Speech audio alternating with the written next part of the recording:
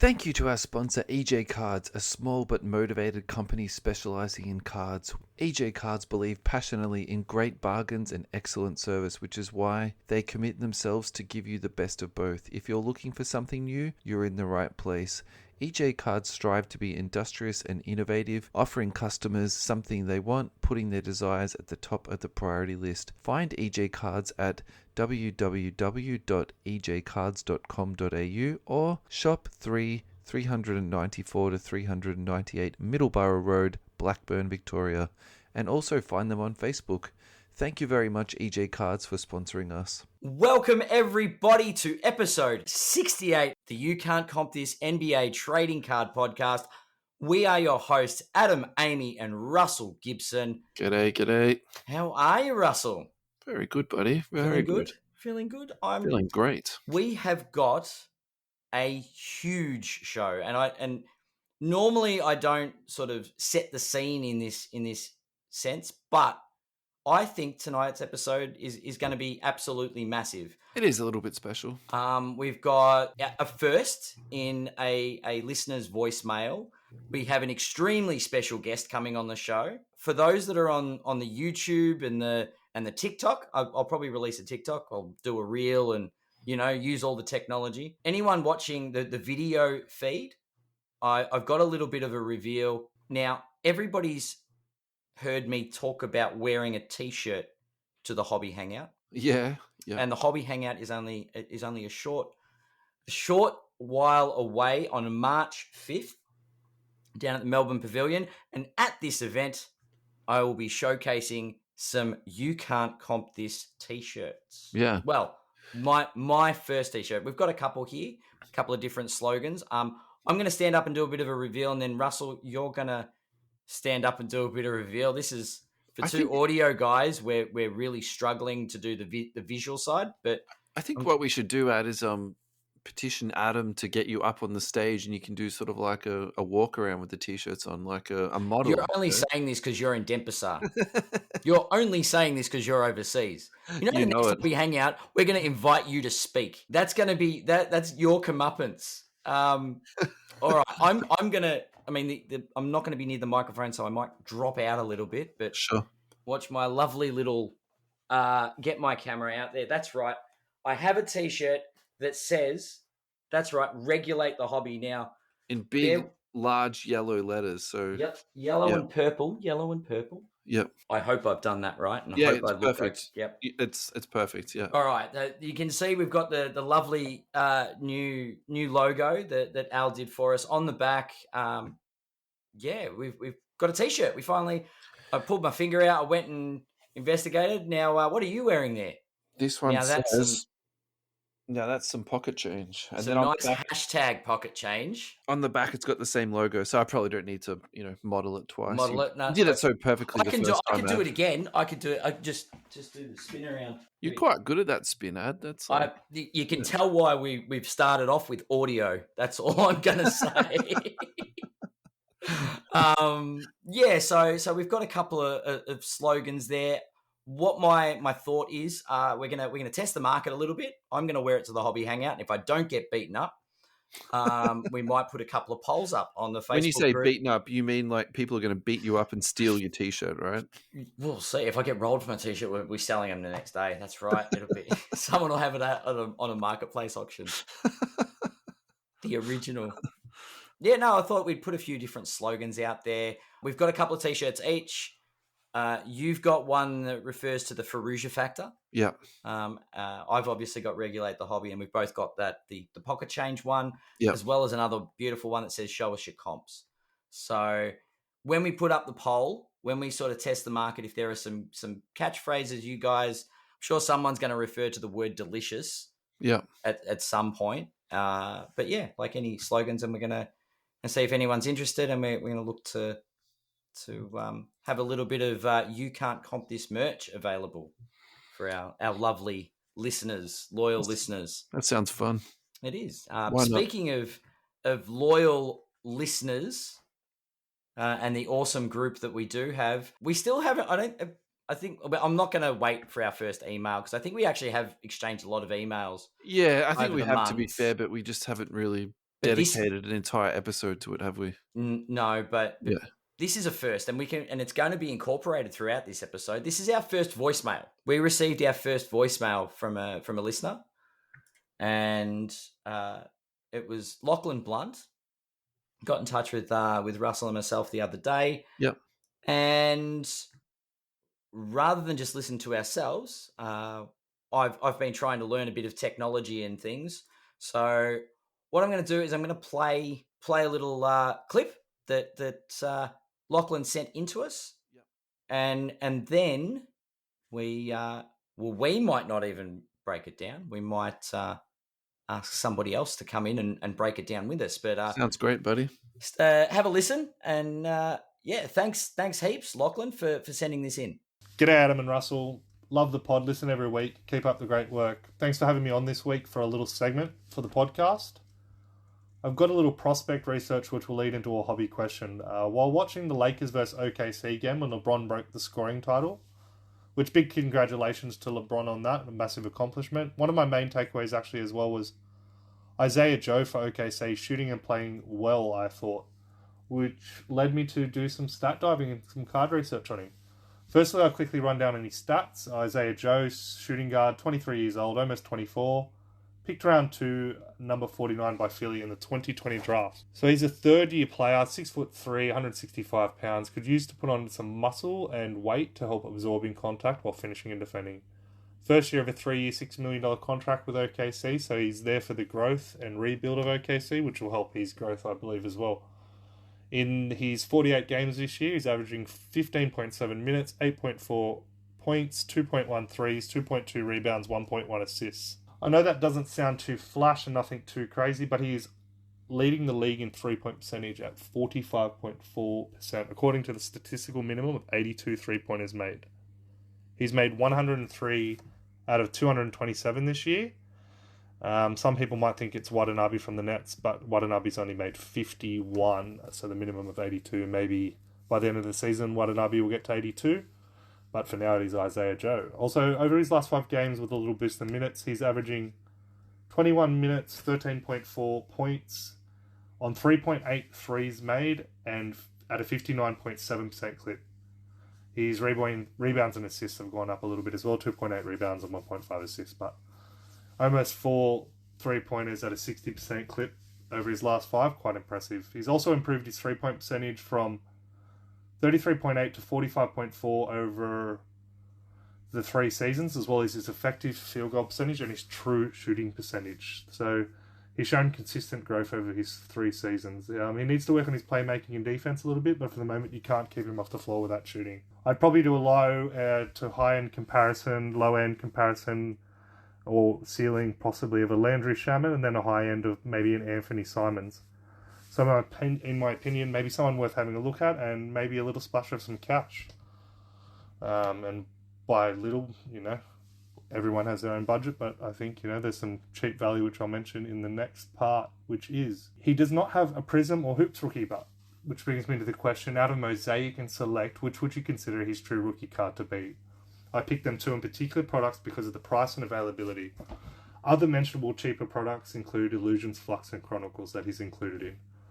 In my quick 130-point and eBay research, I found the Mosaic Silver Prism rookie card to be available and selling around the $2 to $250 USD mark, whereas the Select Blue and Select Silver Prism seem to be available and selling around the $1 to $150 USD mark. Not a huge difference, but do you think that is the hobby deciding his true silver rookie card?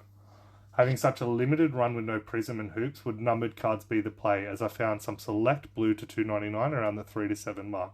Also a few different rookie autos selling around that 10 to 20 USD mark. That includes a few Chronicle autos.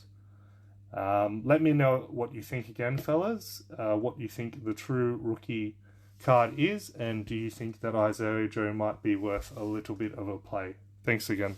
Wow, that was enough to warrant putting me out of a job. It's impressive.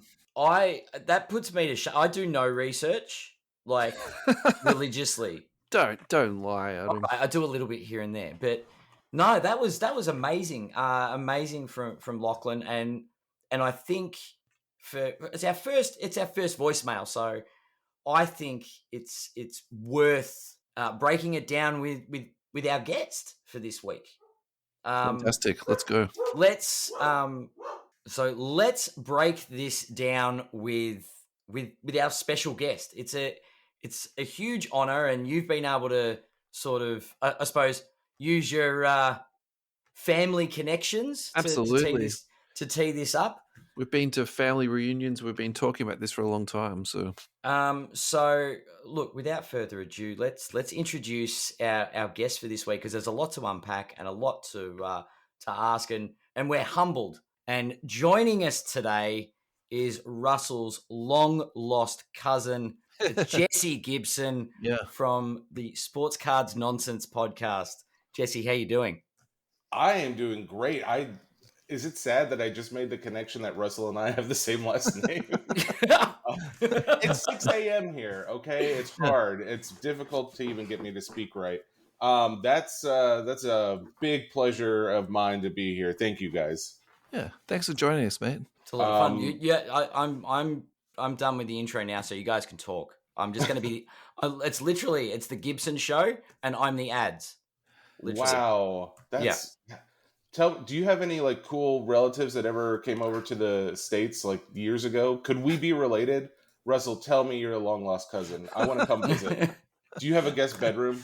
We absolutely have a guest room that you're welcome to stay at any time you come down under. But unfortunately, no, my parents actually immigrated northern hemisphere down to southern, so definitely not the opposite way around. Really? Yeah. Wow. Maybe I got to go talk to my. Oh no, my grandparents are dead. Never mind. I was gonna go say I got to talk to them, but they're not here anymore. All right. Well, family tree digging. We're gonna take a 23andMe and we're gonna see if we're related. How about that? Is 23andMe, is that like a DNA test you can run? I'm sorry. Yeah. Here's my real concern on being on this podcast. I'm gonna say so many things that the listeners aren't gonna understand because it's okay. What is that? I'm not gonna be talking about Vegemite the whole time. So I'm like, I don't know if they'll understand the words I say. I mean, have you tried Vegemite? I have not tried Vegemite. I fully intend to as soon as I get some in my life. I've never actually been around it. I just see it on there'll be a care package one day. You'll get one. Do you guys like it? I mean, is it like a well-liked thing? Every time I see someone try it, it's always like, I guess it's okay. But yeah, we eat Vegemite every day in our house. Like it's just a staple. Yeah, it is a staple on toast. Yeah. Wow. Our local bakery actually does this like half croissant, something else which is like drenched in Vegemite, and my kids just go crazy for them. Okay. Yeah, you've convinced me. At this point, if kids are eating it, it can't be all bad, right? Hand over fist. Yeah. Okay. All right. So besides that, we're related. I've never tried Vegemite. I think this is a great start to this podcast. This is amazing. This is great. Yeah. All right. So yeah, what are we talking about here? I think Isiah Joe, I think we should kick off with that because we've had the wonderful clip from one of our listeners, Lachlan Blunt. So Lachlan, thank you so much for that. And then Jesse, you very kindly put it up on the Sports Cards Nonsense page. So what was your sort of grasp on that, Jesse? So the biggest question I got was, why am I asking about Isiah Joe? That's the first question that everybody asked me. But after we've moved past that and we've established like, hey, you know what? Maybe we're taking a shot on him. Maybe there's something to be seen down the line. Yeah, there's a little speculation. Yeah. Now let's really establish the baseline for the question, which is what's considered a rookie when you don't have a prism, when you don't have an optic. That was the main response, I think, from the poll that we put up in the Facebook group was, well, there's no hoops, there's no prism, there's no optic, which would be the main option. So in this case, I think the overwhelming answer was select. Select has to be the go-to, followed by Mosaic. I threw up a few other options in there, some Recon and some elite other brands that are out there, but they're just not as popular. But Select is the overwhelming response to be the rookie for him. Yeah, I think I saw it and was like, automatically think Select. Yeah, I think too, it's just like a more, like when I think of a rookie card, I often think what's the card that guys the most people could actually get their hands on. Even though I like to see a lower pop count, but ultimately I think of some kind of rookie base being available to the masses, and select would often be a little bit more affordable than mosaic. So yeah, Yep. I guess in my head I was also leaning towards select as well. Yeah. The funny thing for me is that I feel like Panini's really trying their hardest to increase what's in each set. And so then not to include even a second round pick into the set, like that seems to me like almost a bit counterproductive to all the, extra players that have put into sets to try and, naturally buff out the print run. So for me, like I'm very sort of like, not too sure about, why he isn't there. I think the thing I like about this kid is that, his game is very much suited to the, to the modern NBA game and, where it's all going.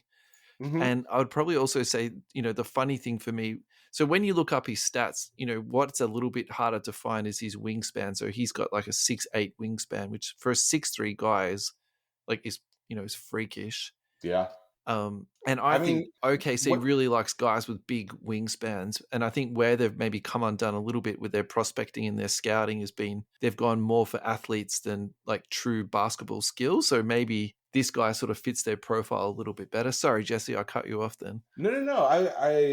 I'm totally fine with that. I get cut off by Mike like constantly. So I'm very aware of that, actually. I'm very aware of that. Yeah. This has been a pleasure at this point. I am curious. Do you guys like?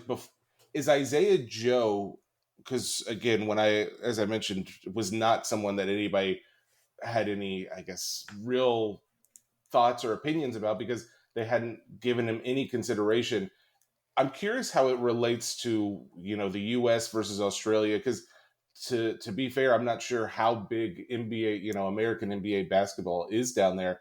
Would you say that name is maybe more regarded as I guess a potential prospect down there, or is this just one of those like random guys that a listener wanted to ask about? I'm just curious. Yeah, so it's the latter. Definitely the latter. Yeah, Lachlan is just like a hardcore NBA, nerd, and it's someone that has really taken his attention. And like, frankly, now that he's raised all the the facts that he did, I think it's actually like worth a conversation. So I'm all aboard this. I think going back to your point before about what sets is he in, and then how do you sort of comp that out. So I think my comp for Isiah Joe would be Anthony Simons as a high level, and then Landry Shamet as a low. And then another one could be JJ Redick and Shake Milton. So that was Lachlan's comparison was Anthony Simons and Landry Shamet, and mine was JJ Redick and Shake Milton. Sorry, my notes aren't very good. But the reason why I specifically put Shake Milton in there is because Shake Milton also doesn't have a Prism rookie card, and he doesn't have an Optic rookie card either. So the one that everyone chased for Shake Milton was Revo. Okay. And if you look up Shake Milton's rookie card prices, there's, in comparison to other Revo cards, there's quite a bit of a bump there. So I wonder if, you could directly comp Isiah Joe with Shake Milton and sort of, price that out from there. So in terms of, if you are looking at this and you're looking to see how much should I spend on this guy, maybe just, spend 10 minutes checking out some Shake Milton prices, because I think, that's sort of where it's at.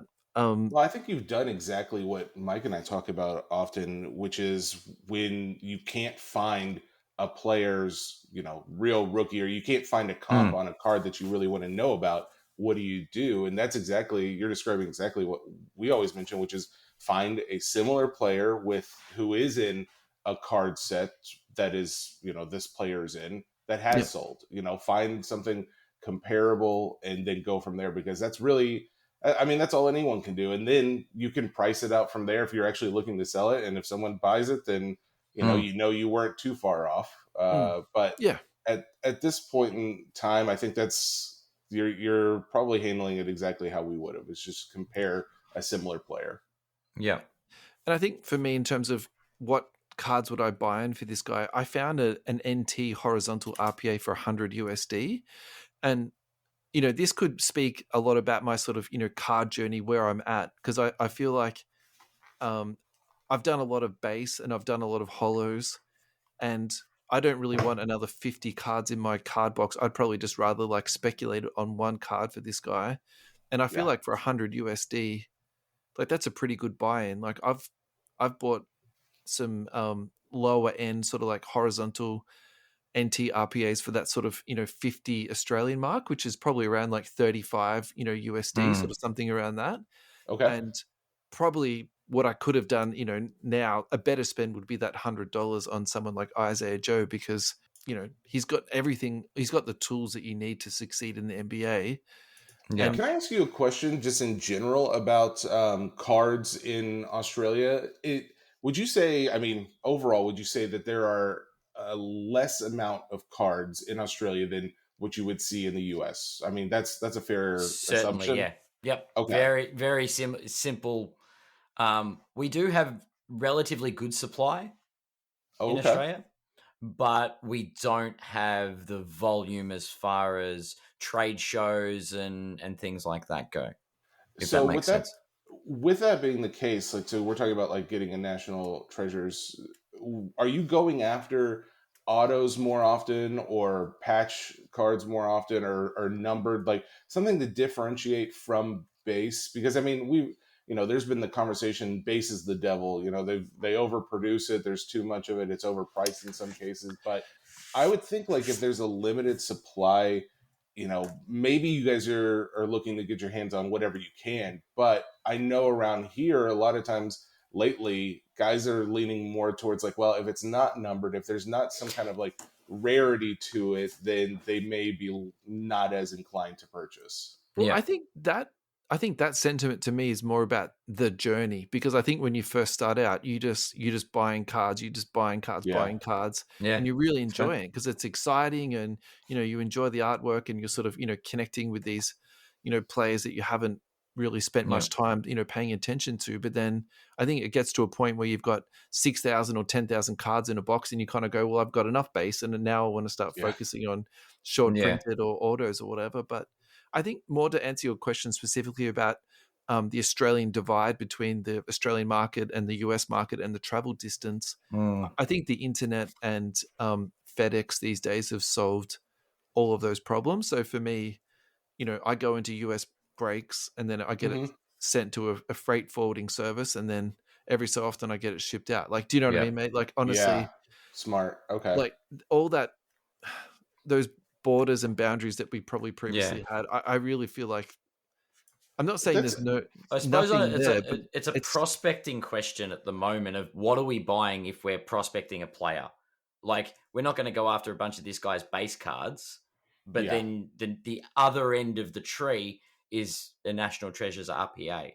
So it's like, What- are we looking for numbered cards in select? Are we Mhm. looking for? Are we just looking for base? Are we looking for variation holograms? Like, what are we doing as part of the prospecting process? Like, Yeah. because Well, the RPA is is the opposite end of, I suppose, what you're doing when you're acquiring a prospect. yeah, Although for 100 sure. USD is, yeah. I mean, Well, it's and I not find it pocket interesting. change, but yeah. And I think it's interesting too that you guys are able to. So that comment earlier, Russell, that you made about being able to get product, and that that divide is not really there so much like it used to be, thanks to FedEx and Amazon and all those. It's an interesting comment because oftentimes we get guys reaching out about, oh, I'm not in the US, so I can't get these things. But it sounds almost like there's probably services in place. Because I mean, I've always heard about, if for our Canadian listeners, they'll use a similar service where a freight company where you can basically ship it all to this one place, and then they'll ship it to you every few weeks or month or however to defray on the shipping cost. I wonder if there needs to be more talk, and on our podcast, we can definitely do that more. I know, but be more transparent of like, hey, if you're just because you're an international listener doesn't mean that you can't be pretty fully involved in this hobby space and be able to get what you want. Yeah. So, yeah, that is actually a good topic to talk about. I think that the reason why we haven't done that specifically is because it's almost like giving somebody financial advice. Like it's a little bit of a sort of a delicate area to go in. And I'd probably also say too, like then it sort of goes into that like conflict of interesting. Like if I said to you, use X shipping service, and then you had like a whole, horrible experience, that would be pretty tricky. But I suppose you could Sure. talk about it in You terms can of do it like, as a top 10. generic strategies or something like that, because I feel like, to be honest, it really took me a good 3 years to sort of get down my sort of shipping routine and like work it all out. Like even Yeah. the way that I pay for things, like I've sort of got that down to like a very sort of like well-oiled machine at the moment. And to be fair, I could probably improve that still. You know what I mean? So Interesting. Yeah. yeah. Would you say like you feel like you're paying a good bit more than say if you were in the States, or would you say it's probably pretty comparable to? So the two things that make it really difficult is the exchange rate. Like the exchange at the Yeah. moment is really difficult. And Yep. then the other thing that's like really kicked off in the last, I would say like 4 months is because petrol's so expensive. So shipping has also gone up a lot. Freight, Like I would probably say that my shipping per box is almost doubled like the last 4 months. Are you serious? Oh my Yeah. goodness. Wow. Yeah. So I am also curious, what do you guys have card shows? Do you see like other than That's the say perfect segue to go into our sponsor ad. oh, Yeah, perfect. fine. All right. Just leave it there. Yeah. So yeah, we do. We have a regular trade show in the capital cities called the Hobby Hangout. Yeah. We've got one coming up in our hometown in about a week, the 5th of March. I'll be there. Russell's going to be in Denpasar. Yeah, we're lucky you. Yeah. So stop making suggestions of what we can do, because we means me. Yeah. That's it. But yeah, the Hobby Hangout's a really nice local card sort of convention that has been organised. There's a few trade shows here and there, but nothing major. Like it's We don't have the nationals or anything like 5,000 that. Jesse. people turn up, or 10,000 people turn up, and that's pretty much it. Wait, how many people would you say show up? So 5,000 through 5,000. the door. That's still. I mean, 5,000 people is not bad. How often do you have the show? It's we get one or maybe two in each I state. think they're trying to do 2 in a calendar year now. I think that's their goal. Yeah. 2 in a calendar year. So there's okay. like effectively 6. It's Melbourne, Sydney, Brisbane. And what's the more popular products that? Well, I shouldn't say products, but sports. Like, is it? I just always assume if it's outside the U.S., soccer is probably the number one thing. But Australia is probably a little bit different, or maybe it's not. Is it? Is it soccer? NBA, or is it NBA? NBA would be probably one of the headlines. Soccer's been growing for sure. Okay. There's some people in F1. Any American football out there? Yeah, quite a little bit of that. A little bit of baseball. I would say maybe 5% compared to say NBA is. But yeah, is that? NBA is extremely dominant from our perspective. Yeah.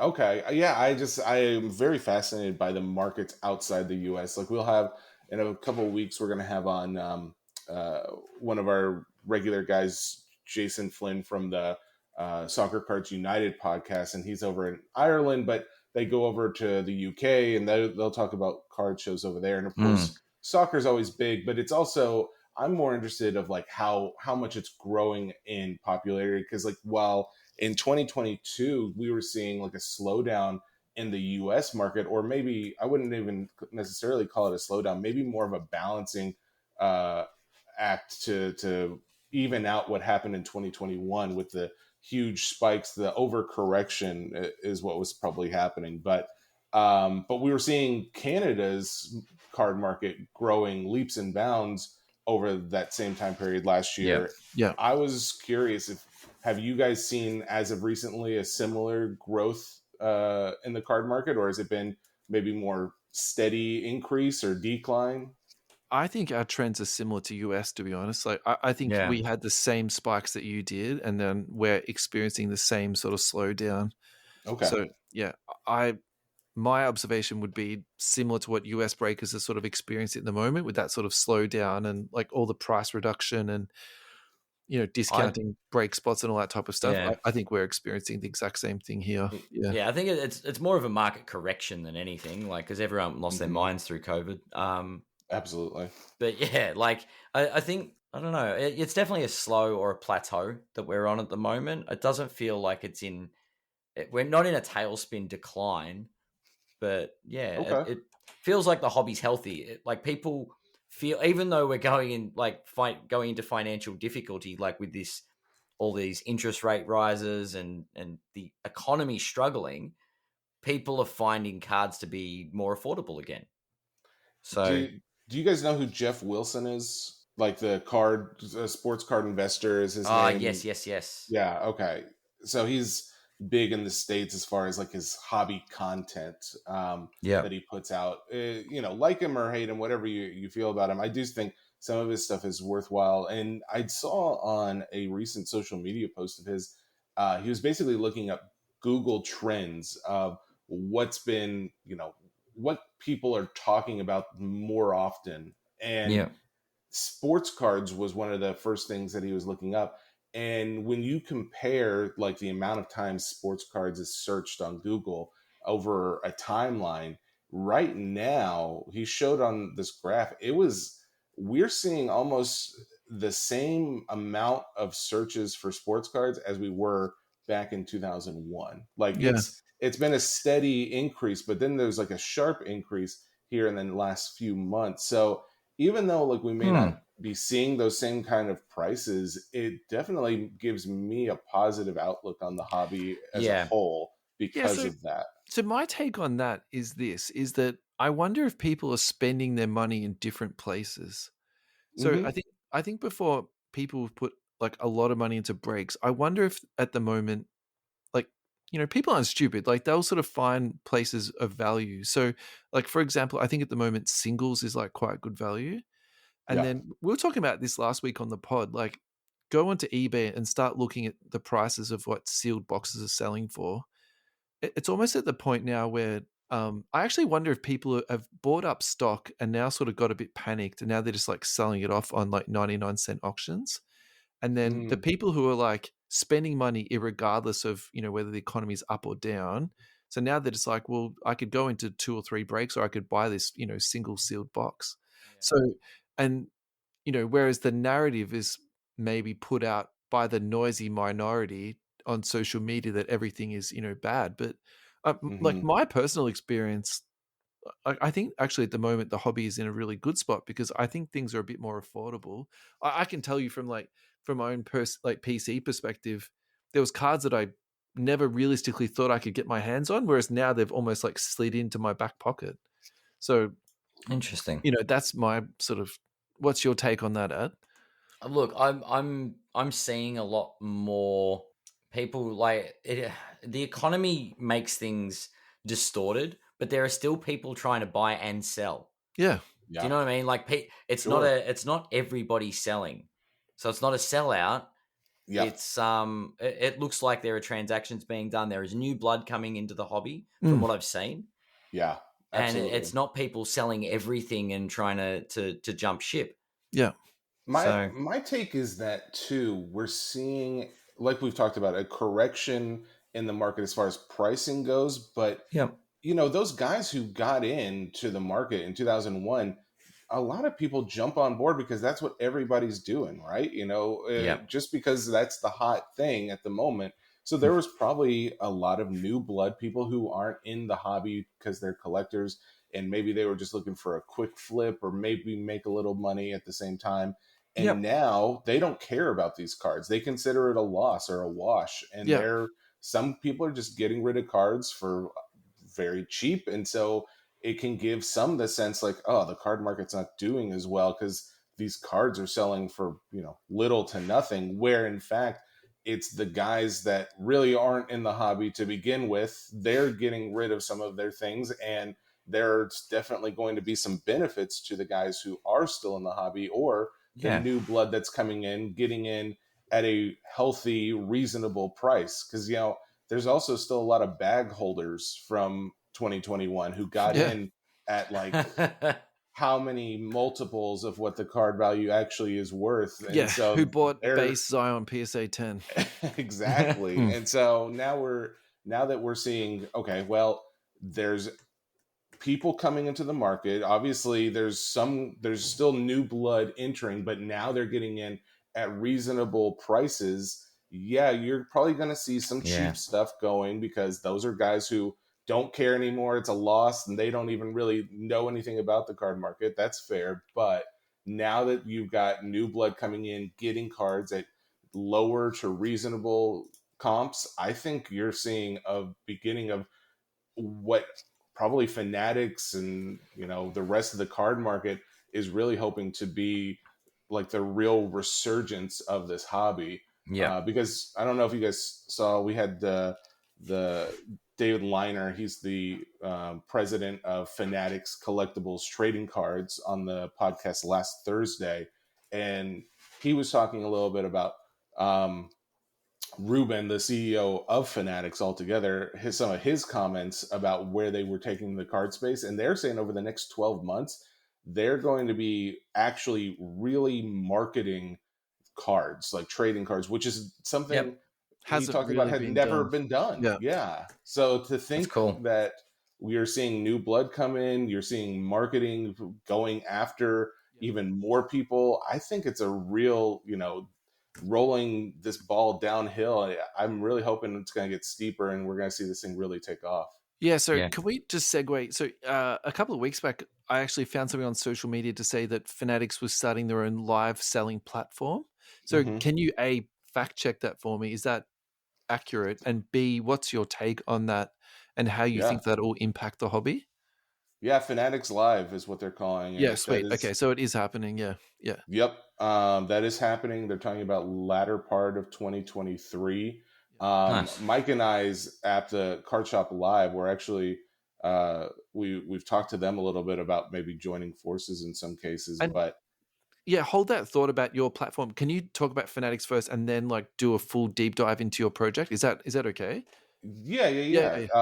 So the Fanatics Live, the only thing is there's not a ton of detail at this moment. What we know is that Fanatics is already reaching out to guys. I mean, they've been doing this for a while now, at least in the US. They're reaching out to card shops, they're reaching out to breakers to give them direct allocation. They're basically getting rid of that middleman, which that was my biggest question before I ever entered the hobby is why is there this middleman, these allocators who are making all this money when really that's not needed. And now Topps and Fanatics have said, oh yeah, that's true. We really don't need these other guys here, and we can give the breaker, the seller, the cards at a reasonable price, and we can still make money, which in turn goes more money to the players associations and all that. So I think the idea of giving them direct allocation, then putting them on their live selling app is going to be full circle a better business for Fanatics, which in turn, the better the business is for them, the more money they're going to plug into it. When that's marketing, that's promotion for players. The president, David, was talking about how they're pushing more and more players right now because their main sport is baseball. So the baseball players for Series 1, that flagship product that just came out, they're pushing that. The players are pushing that themselves on social media. So overall, the Fanatics Live is, in my opinion, going to be the next big breaking platform. Now, Whatnot is kind of like the main one, and you've got eBay trying to do something similar as well. But to think that you could go direct to Fanatics and more than likely, I can't imagine, get pricing much lower than what they're going to be able to provide it at, that's going to be a pretty hard it's going to be pretty hard to go to another platform in that case. Yeah, it's like a monopoly, isn't it, really? Because then you could get your break cards sent directly to PSA, because I'm assuming they'll have some type of, consignment agreement with them due to their business relationships, on the back end. Well, that or SGC, because they've been doing a lot of direct stuff with SGC. Like on this Series 1 baseball, they've got some promotion where everything SGC, every Series 1 card gets graded for like $9 with the SGC company. Which doesn't the Fanatics investment group have a investment in PSA also? They'd probably have it in collectors, right? The owner of PSA. That may be the case. I'm not 100% sure. Yeah, that's fine. There was a time where everyone was buying up little pieces of everything here and there. So I forget who's got what. Yeah, interesting. Okay. And so But yeah. tell us about your current project that you're working on with Mike, or projects, I Yeah. should really say. I'm sure you guys have got heaps going on. Yeah. Well, Mike and I, our bread and butter is the podcast, right? Sports Cards Nonsense. We still, that's the main focus. But Mike decided back last year, or no, 2021, towards the end of it, that we were on Whatnot for a while when they first got started. And we thought, well, we could probably do this a little bit better. At least we thought we could do it in a more of a niche way where it's not everybody and their mom is on Whatnot, and there's not as much, focus on getting vetted sellers and more. It's less of a community than what we wanted. And Mike decided, well, let's try and build our own app where we do have more of that sense of community and more vetting and things like that. So Card Shop Live was born. It's really his baby. I am definitely a part of it, but at this point in time, it's become a place where the sellers all know the buyers for the most part, and buyers know the sellers. It's not where, you just go out and buy from one guy on the app, where of course you can, but we've tried to build it out where, if you trust one guy on here, hopefully you'll trust everybody. And that's really what we're trying to do, is build a community around it. And what's some of the things you've done to try and safekeep buyers and sellers? Because I think that's part of the concern at the moment on eBay, is that the eBay sort of policies are so strongly written for the buyer protection that sometimes the sellers are actually left high and dry. Yeah, I mean, at this point, we have kept it on. So you're probably you and anyone else who's gotten into breaks, if they're not on one of these, Whatnot platforms, then they're probably doing it through Facebook or just, an Instagram page or something like that. And they're having direct communication with the seller. We keep it as close to that as possible, where it's like, okay, so you didn't get your cards, let's try and make it right for you. Where at the same time, does it seem like you're scamming the person at the same, does it say your package was delivered, but you're now coming back and saying you never got it, even though, this is the first time you ever spent any money on the app, and it just seems kind of fishy. We try and keep it where it's almost a case by case basis, and we try and take in a lot of factors, as opposed to just saying, hey, this is the rule. Like, we're going to refund every single person who says they didn't get their package, because Whatnot kind of does that. And at this point, we found, a lot of people are trustworthy, but you get into the app making business and you find a lot of scammers out there, just people finding little cracks in the system, trying to take advantage. Absolutely. It is crazy. But yeah, it's, as someone who's been a huge part of the customer service part of the app, which I have, it has been really interesting to see, the good guys in the hobby and the guys who are trying to just make a buck at someone else's expense. Yeah, interesting. Others. Question on the app: Is it going to be Australian compatible at any point? Is it going to be Australian compatible? Here's my thing, and I'm gonna and I be hate honest, to say this, Jesse. guys. It's fine. You can say. I hate to say this. Say It's probably not. It's probably not going to be anytime soon, because of the simple fact of we're not exactly sure how to get shipping to you guys at something that would be affordable on a constant basis. So that makes sense. But to your point, we do have some Canadian sellers who will use like one of those freight shipping addresses as their delivery address, and they'll just ship it all there, and then they'll have it sent out to them. So there's still options. Yeah, obviously we're not going to, as Russell said, put ourselves in legal trouble. But there are services out there, if you're good with Google, that you can have your cards stored and shipped. Basically, get yourself a local post office box in the United States so that you have a US address, so that you can actually participate in things. That's the best legal advice I've ever heard, Ads. I completely agree with everything you're saying. What was the name of the company you use again? That's just right. Go ahead and say it. Google. Yeah, okay. Google made me do it. By the way, I hate to say this. I got to get going in another minute. I was going to say, you said 6:40, and then, yep, Okay. we Let's tie it totally up. get it. Yeah. Yep. The fact that you guys remembered and respected it's nice working with podcasters who care about my time, because I say that to Mike and it's like, yeah, just give us like 5 more minutes. I'm like, I gave you a 45 hard minutes out. later. I gave you a hard out. That's what I had.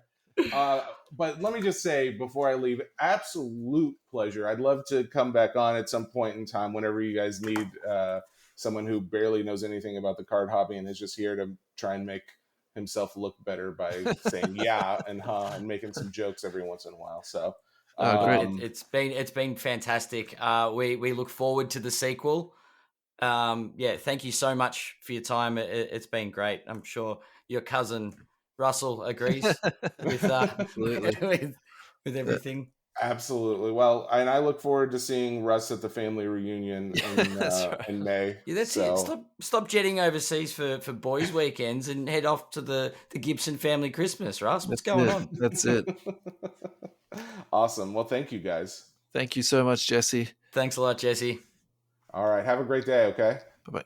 Cheers. That was fantastic having Jesse on ad, and I think it's actually good because the last couple of episodes, I feel like we haven't had much you and me time, have we? So we had Ryan, we had Ryan come on, we had Charlie come on, and then Jesse. So I just want to nerd out a little bit and just talk about some comps and some cards. So I think the first probably go to bed, yeah, well that too, yeah. So let's talk about Jaren Jackson Jr. So he was drafted, really highly in this. So he's the same draft class as Luka. So, and I think that at that particular time, the Hawks were quite expensive in PYT. Obviously, Dallas was, the absolute standout. And then I feel like Memphis was sort of third, maybe fourth place in that sort of like PYT space. So, like Jaren Jackson was speculated on it and thought of quite highly. And then, somewhere along the line, he's just had like a very, very, very steady decline. And I do understand why people would, fall off him, the big man phenomenon where, bigs just aren't as collected as highly as guards. I think that he was on the same team as Ja Morant. And I think I had that theory, previously about I wouldn't prospect or collect somebody on the Memphis Grizzlies from my perspective, if it's not Ja Morant. But, Andrew Dean Andrew Dean very rightly pointed out to me that, well, what about someone like Bane, where he's doing, really well, and actually he's had like a good uptick. So, and that's fine, and that is all correct. And then I think, Jaren Jackson being named an All-Star was a little bit of a surprise. Like for me personally, I was surprised by that. But at the same time too, his game is very versatile. He, plays both ends of the floor. And I would probably say that people are getting more intelligent about appreciating not just points per game. Like, people do look at assists these days. People do look at defensive stats, and there is a lot more defensive stats readily available. And, clearly his advanced stats on, defense, obviously taking out blocks per game, which he's like the lead leaguer in blocks, but also, his defensive stats are just off the charts, all over the place. So, for me, that's, I like that. I like to see people, getting appreciation that, isn't just, James Harden stats or, Russell Westbrook triple doubles, all that type of rubbish. You know what I mean? So, yeah. Yeah. Congratulations, Clippers fans. I hope you enjoy the Westbrook experience. So Triple J PSA 10 base has last sold at $14.50. That's up 35%. So if you're sort of looking at that and saying, that seems like pretty good value, it was actually, significantly lower than that previous to that. This is for me where it gets a little bit interesting. So his silver is $60 and his population count on that is 1,000. So the population count on that is not through the roof, but it's not minuscule. Yeah. So we can talk about this now, can't we?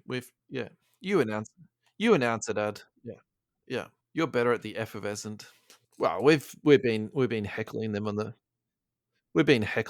back end, like yeah. So it's definitely going to help our breakdown each episode. So thank you, Card Letter. Yeah, we hope so. Talk to me. What do you got for me, Ed? So I would say at some point, does it tell you the all-time high? Jeez, that's wild, isn't it? So it's currently at $60, and he's an all-star. For an all-star that's still very young and has got a long way to go, and his game is ready-made for the NBA. I'm putting this as a very strong buy. And but the last sold price was $60. It is interesting how that happens, though, isn't it? You think that around All-Star break it would pick up, but I actually wonder if people wait for these events and heaps hit the market. Anything else you want to add to Triple J, mate? Yeah. I mean, but at some point, if the price is right, the price is right. And I feel as though this is almost like speculating. So instead of speculating on Isiah Joe, who's like, a low-end prospect, I feel like this is what I call high-end speculating, of someone who's got a bit more pedigree, but the price is, quite low. And maybe, yes, his popularity is down, but you know what I mean? That way you sort of, yeah. So the one that has definitely been taking up a lot of my mind fuzz lately is Cam.Thomas. And I think a lot of that reasoning too is because, and I think, a part of that is, how can I say it? Like almost being, pragmatic about it, and just being a bit more informed. So I think the thing that I wanted to look into or talk about was the games that he scored big numbers, who was on the court with him? Because for me, that's interesting, because did he get that many points because the roster was depleted? And like, yes, he's an NBA player, so clearly the guy can score. Or was he on the court with other players and, he fits well with other players, and then, they did well. And then the other thing that I want to look at too was, did they win the game or not? So he had a 3-game run where he got 44 points, 47 points, and then 43 points. They actually only won one of those 3 games. So, small sample size theater, but at the same time, that's not the best, sort of reflective thing. Then who did he play with is the next question. In the first game, he played with Edmund Summer, so this is not a great start. He played 39 minutes. Nick Claxton played 37, who's been playing at an all-star level. Royce O'Neal, who's a very serviceable but, more of a role player. Seth Curry, not to be confused with Steph, and then Joe Harris. So Seth played 19 minutes and Joe Harris played 16 minutes. Patty Mills played 30 minutes. Cam.Thomas, 29 minutes. Day'Ron Sharpe, Markieff Morris. So Kyrie didn't play. Ben Simmons didn't play. KD didn't play. Yeah. So that's the first game. Yeah, the second game, Cam.Thomas, Nick Claxton, Royce O'Neal, Edmund Summer, Joe Harris. Watanabe came off the bench. Drew Smith, TJ Warren, Patty Mills, Day'Ron Sharpe for 7 minutes, and Kessler Edwards for 5. And then the third game where he got 43 points. So this is all from Basketball Reference, which is, if you don't use Basketball Reference, get around it. It's amazing. Cam.Thomas, Nick Claxton, Royce O'Neal, Ben Simmons was in for 26 minutes. How many points did old Ben get? 2 points. Good old Ben. Joe Harris, TJ Warren, Patty Mills, Edmund Summer, Drew Smith, David Duke, and Day'Ron Sharpe. So again, we're not talking about the Boston Celtics with Parrish, McHale, and Bird on the court, are we? My initial thought when I went on the show last week was I had in my head this whole thing of everyone was saying sell, sell, sell, and then I was sort of looking at his prices and then comparing to other people, and I was kind of like, well, actually, I wasn't that convinced. You thought he still had a ways to go before he was at Well, Jordan Poole. He could have hit the Jordan Poole roof. Yeah, look, and he might be a micro pool. A puddle. Sorry.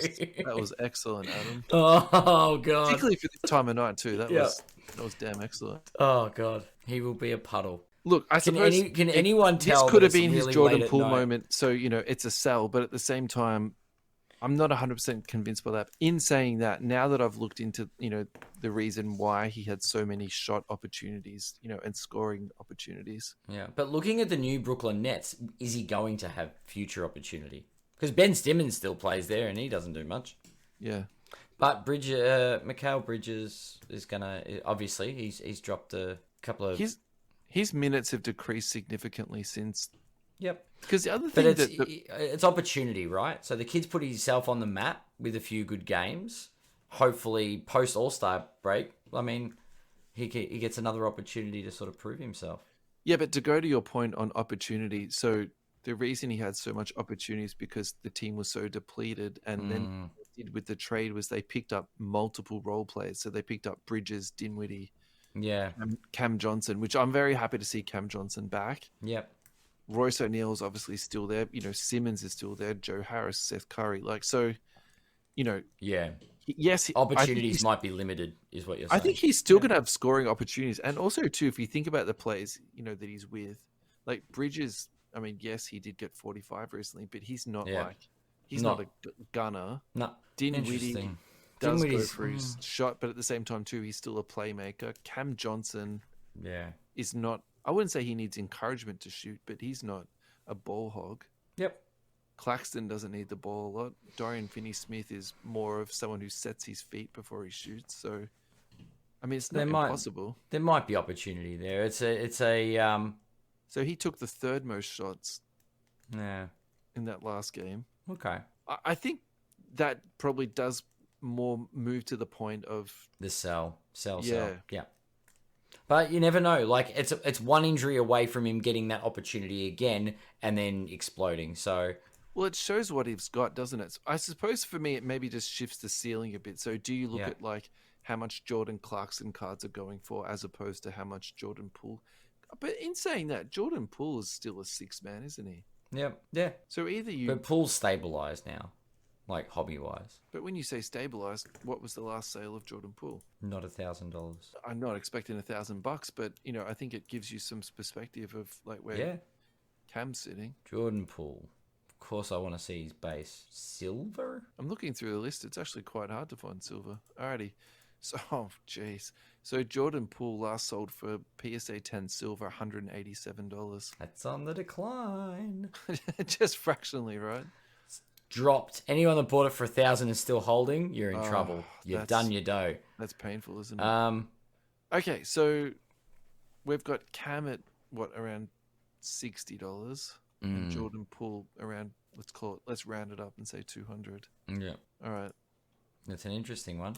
All right. So if this is your final opportunity or final verdict for Cam, what do you got for us? I'm not buying. Sell them if you got them. Yeah. But I think the ship might be sailing. So if the ship sails, I guess, pick him up. Yeah. Don't. He's not the next Jordan Poole, but yeah, if you miss the spike, just hold. He might get another opportunity. And what about if you've got some raw silvers that are in pretty good condition? They look pretty well scented. Would you send them off to PSA? Yeah, I would, because they'll if you get 10s, it's what? Because particularly if you bought them before the spike, if you paid say $5 or $10 for them. Yeah, exactly. If you're using Pool for a comp of 187 USD for a PSA 10, like that's still a viable, and the numbers. Well, if it's under 100, right? If it's under 100, the numbers still work. So that's the thing. If he does get that opportunity and starts putting up numbers, then it's a no-brainer, right? So get some of them graded while you can, if you've got them in raw and they're in good nick. Because there'll definitely be some Cam Thomas sitting around. But my final thought would be, don't go chasing it. If you've got it, good luck to you. But don't go chasing it unless it's you don't want to buy on the high. Well, thanks for indulging me on my little nerd out on Cam Thomas. That was a lot of fun for me. It was cool. Yeah. It's definitely been on my mind, so I wanted to explore that one out. So that was great. Cool. I think we'll have to do a you and me show before you go off jet setting around the world. Yeah, man. Let's do it. Let's get something up, and then I've got to start planning the hobby hangout. Yeah, what an episode! It's not every day you have a US guest on, is it? We've had both Mike and Jesse from Sports Cards Nonsense, which I think that's a pretty big deal. One of the biggest podcasts in the space, if not the biggest. And there will be a sequel with Jesse. Yeah, he seemed keen to come back, didn't he? Yeah, I think we actually had a really nice talk with Jesse. I think he enjoyed not being interrupted and cut off constantly by Mike. I wouldn't mind getting Mike back on just so we can cut him off a few times. But that's a tall order. Well, you never know. Might be a bit of fun. They might have one of us on and cut him off all the time. I'll be ready. I'll exchange. I'll tell you what. We'll send him a jar of Vegemite, and then we'll see. I reckon you could buy Vegemite in America and I reckon there are ship locally. Honestly, I have friends that live in the States, and they're like, I miss Vegemite. It's not rare. It's, you know what I mean. Yeah. You know how you got the US foods like specialty stores in Australia? There's got to be an Australian specialty goods store in the US. That stocks VB and baked beans, Vegemite, barbecue shapes, all the usual stuff. But we'll far out. We've had Jesse. Thank you, Lachlan, for that question. That was awesome. That was fantastic. And yeah, look, I mean, if I'm missing in action, you've got someone you can call on, Russ. Maybe you can get him to do some research because I certainly don't do a lot. And then, of course, we're going to put some polls up for our lovely merch. I'll do the spin again because, regulate the hobby. And do you spin? I'm falling over my chair. There we go. I don't think we've got a future in modelling either. This is how people get started. We'll be fine. Don't worry. It'll be all over the TikToks and the Instagrams. The TikToks. Oh boy. Don't worry. I'll start uploading some of this stuff to Reels. Right. Thanks to everybody for listening. Thanks to Jesse for coming on the show. Yep. Big thanks to Lachlan for the question. Yep. I hope we answered it. It sort of evolved and segued as it normally does. Yeah, that's it. Hobby Hangout. And not EJ long Cards. Thanks, boys. Thanks to EJ Cards. Hobby Hangout. I'll be there in a week. It'll be fun. I'll be doing some form of content there. I promise this time. Talk to the guy that's got the Regulate the Hobby T-shirt on. Yeah, it will be Adam. That's it. Yeah. My question might be what hobby rule would you mandate? Might be the question for the Hobby Hangout. Interesting. All right. Thanks everyone for listening, and we will catch you next week. Bye-bye.